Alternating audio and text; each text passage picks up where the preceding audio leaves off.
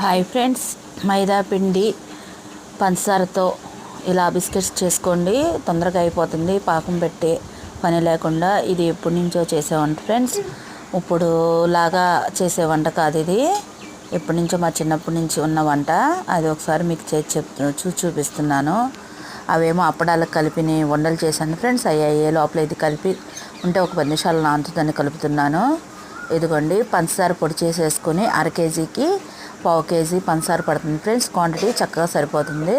కొంచెం వాటర్ వేసుకుని కలిపేసుకుని చిన్న యాలకుల పొడి వేసేసుకోండి కొంచెంగా, చాలు అంతే, ఏం అవసరం లేదు. వేపేసుకుంటే చక్కగా మెత్తగా క్రిస్పీగా ఉంటాయి ఫ్రెండ్స్. ఇలా చేసుకోండి ఫ్రెండ్స్. ఒక వారం రోజులు 10 రోజులు ఉంటుంది. అర కేజీ మైదా పిండికి మాత్రం పావు కేజీ పంచదార పొడి చేసుకొని ఆ మైదా పిండిలో కలిపేసుకోండి ఫ్రెండ్స్.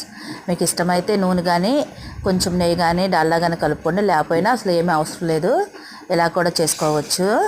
ఒకసారి ట్రై చేయండి ఫ్రెండ్స్. ఇలా తీసుకుని మొత్తం కలిపేసిన తర్వాత ఇదిగోండి, చపాతీ లాగా మందంగా చేసుకోండి ఫ్రెండ్స్. చేసుకొని మీకు ఏ షేప్లో కావాలంటే ఏదన్నా చిన్న బాక్స్ మూత పెట్టి గీసుకోవచ్చు. నేనేమో ఇలా చేసేసాను, ఇలా ఉంటాయని.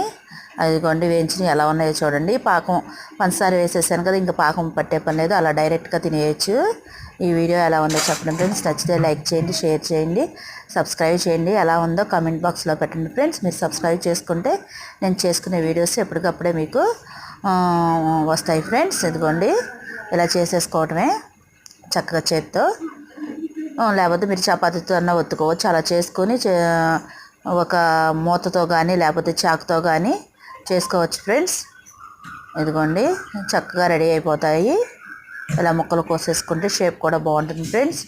లైక్ చేయండి, షేర్ చేయండి, సబ్స్క్రైబ్ చేసుకోండి ఫ్రెండ్స్.